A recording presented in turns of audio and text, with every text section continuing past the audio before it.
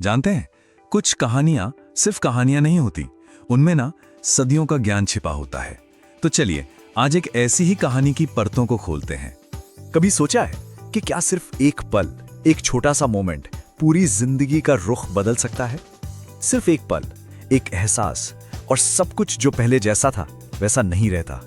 तो इसी सवाल को ना मन में रखते हुए चलिए इस कहानी में उतरते हैं। तो कहानी की शुरुआत होती है एक बहुत ही आलीशान दरबार से। देर रात का समय है और रात अपनी पूरी गहराइयों में उतर चुकी है। जरा उस माहौल को इमेजिन कीजिए। एक तरफ ऐशो आराम, विलासिता, और दूसरी तरफ घंटों से चल रहे जश्न की थकान। दोनों चीजें ना हवा में खुली हुई हैं।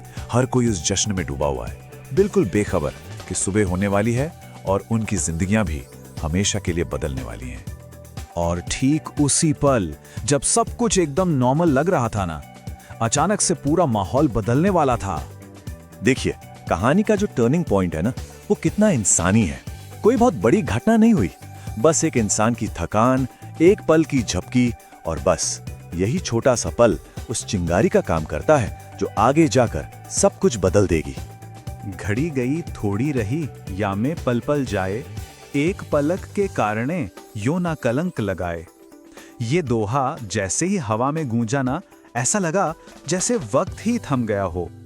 ये सिर्फ शब्द नहीं थे, बिल्कुल नहीं। ये तो एक आईना था जिसने दरबार में बैठे हर एक शख्स को अचानक से उसकी असलियत दिखा दी, एक झटके में, जैसे सबकी नींद टूट गई हो। और अब आती है सबसे दिलचस्प बात। इस दोहे का असर ना हर किसी पर अलग अलग हुआ, लेकिन हुआ बहुत गहरा। बिल्कुल वैसे ही जैसे आप शांत पानी में एक पत्थर फेंकें और उससे कितनी सारी लहरें उठती हैं। तो देखें, ये जागृति की लहर फैली कैसे। सबसे पहले गुरु को एहसास हुआ। उनके मन में आया, मैंने पूरी उम्र तपस्या की और आज यहां इस तरह वक्त जाया कर रहा हूं। और उन्होंने तुरंत अपनी सिक्कों की थैली उस नर्तकी को दे दी। फिर बारी आई राजकुमार की। उसे समझ आया, ये सिंहासन तो एक दिन मेरा ही होना है, तो फिर ये बेचैनी क्यों, ये ईर्ष्या क्यों? और उसने अपना मुकुट उतार कर दे दिया।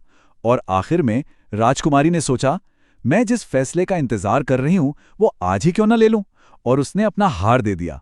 देखा, एक के बाद एक सब जाग उठे। और ये जो एहसास था ना, ये सिर्फ पल भर का नहीं था, बिल्कुल नहीं। ये तो उन बड़े बड़े फैसलों की शुरुआत थी जिन्होंने उन सब की जिंदगी हमेशा के लिए बदल दी।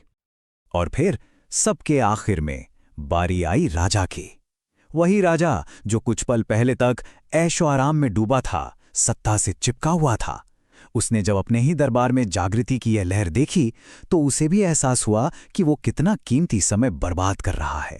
और बस उसी एक पल में उसने अपने बेटे को सिंहासन सौंपने का और अपनी बेटी को अपना जीवन साथी चुनने की आज़ादी देने का फैसला कर लिया। सब कुछ बदल दिया।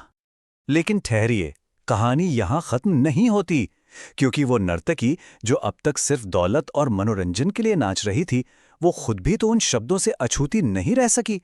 उसने अपनी आंखों से देखा कि कैसे उसके कहे एक दोहे ने सबकी जिंदगियां पलट दी। और बस वही एक पल का एहसास उसे भी बदल गया। उसने भी नृत्य के वस्त्र त्यागे और भक्ति का रास्ता अपना लिया। तो अब वक्त है इस कहानी को उस आलीशान दरबार से निकालने का और अपनी हम सबकी जिंदगी में लाने का, क्योंकि यही इस कहानी का सबसे जरूरी पहलू है। ये कहानी सिर्फ उन राजा, रानी, राजकुमार की नहीं है, ये कहानी हम सबकी है। वो दोहा याद है, घड़ी गई थोड़ी रही। हमारी जिंदगी का भी तो कितना सारा हिस्सा बीत चुका है और कितना थोड़ा सा बचा है, ये कौन जानता है। तो सवाल आज भी वही है जो उस दरबार में गूंजा था।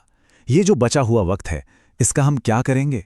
क्या इसे एक पल की गलती से कलंकित होने देंगे, या इसका उद्धार करेंगे? फैसला हमें ही करना है।